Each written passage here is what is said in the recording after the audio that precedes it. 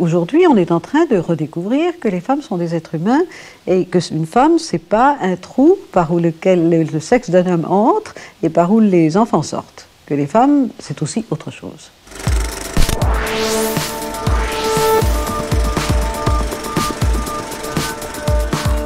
Au Conseil des ministres du 26 mai 1976, la journaliste et écrivaine Françoise Giroud, alors secrétaire d'État chargée de la condition féminine, présente 101 mesures en faveur de l'autonomie et des droits des femmes. Ce projet de 32 pages, le voici. Pour ceux qui n'ont pas encore la télévision en couleur, je précise qu'il est de couleur orange. Afin de changer les lois en profondeur, ces mesures prennent en compte l'ensemble des aspects de la vie d'une femme, de son plus jeune âge à sa retraite. L'idée, c'est de mettre au point une politique qui aura pour effet de changer la vie de toutes les femmes françaises. Sans pour autant ôter quoi que ce soit aux hommes. Vous savez, je suis pour l'équivalence entre les hommes et les femmes, et pas du tout pour le martyre des hommes. Simplement pas pour le martyre des femmes non plus. Françoise Giroud présente la liste des réformes à accomplir en 5 ans, destinées à atteindre ce qu'elle appelle l'équivalence sociale. Alors en gros, dans 5 ans, si la situation de la France est bonne, elle sera bonne pour tout le monde. Si elle est mauvaise, tout ce que je demande, c'est qu'elle ne soit pas plus mauvaise pour les femmes que pour les hommes. Le but de ces mesures est la reconnaissance par la société d'une valeur égale et le libre exercice de droits et de devoirs égaux. Et si tout ça semble clair aujourd'hui, dans les années 70, c'était plus compliqué. Les mentalités, c'est naturellement ce qu'il y a de plus difficile, surtout sur un sujet pareil. Y compris les mentalités des ministres avec lesquels il fallait collaborer pour pouvoir changer les lois. Les 101 mesures ont été minutieusement préparées avec l'ensemble des ministères concernés, de l'éducation au travail, de la santé aux finances et de la justice à l'intérieur. Tout ça a été étudié ministère par ministère, tout ça a été chiffré. Il y a des choses qui coûtent très cher, il y en a d'autres qui ne coûtent pas d'argent. Et tout ça a été accepté par les ministres intéressés.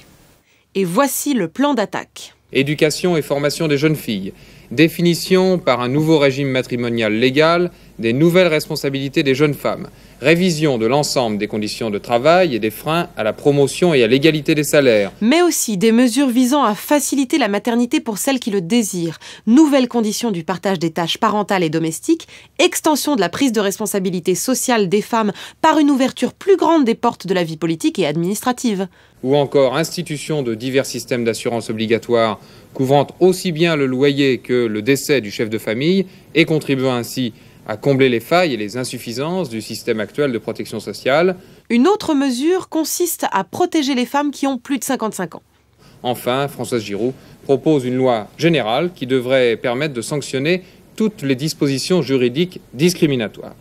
Pour ça, elle s'avère conciliante et use d'une grande diplomatie. Démonstration.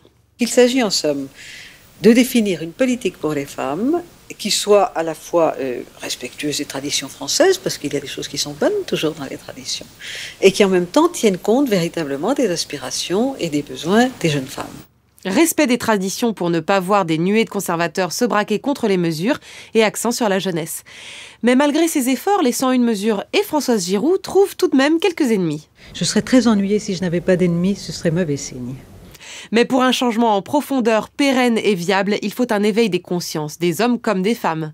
Je crois que tout ça a commencé à émerger dans la conscience masculine, et ce qui a émergé aussi est dans la conscience féminine, bien sûr. Et ce qui a émergé, c'est l'idée très importante que les femmes sont des êtres humains. Idée relativement neuve, elle a existé pendant longtemps, mais elle a disparu au XIXe siècle, en France en tout cas. D'ailleurs, l'éducation des enfants fait également partie du projet. Et là encore, elle va faire appel à l'histoire pour rétablir des principes fondamentaux. Disons qu'il y a une certaine idée de la division du travail, qui est une idée relativement récente, qui est une idée qui est née dans la société industrielle. La femme est s'occupe des enfants et l'homme gagne de l'argent dehors et le ramène à la maison. Et on a complètement déserté la vieille idée selon laquelle l'homme et la femme vivaient ensemble et s'occupaient ensemble des enfants. Et je souhaiterais beaucoup que cette idée soit ranimée.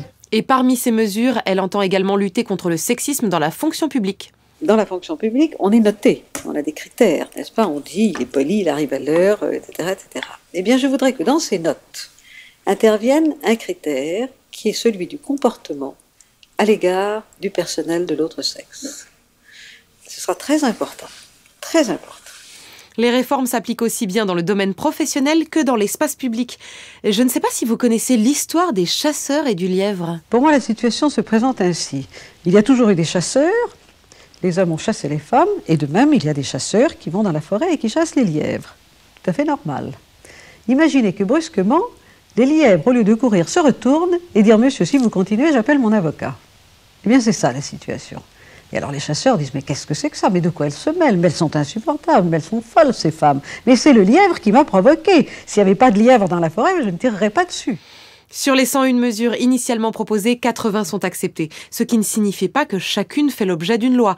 L'époque où les mesures sont adoptées fait que d'autres lois devront s'y ajouter ultérieurement pour s'adapter aux besoins sociétaux et aux évolutions du monde du travail. C'est une tentative d'éliminer toutes les discriminations qui existent entre les femmes et les hommes.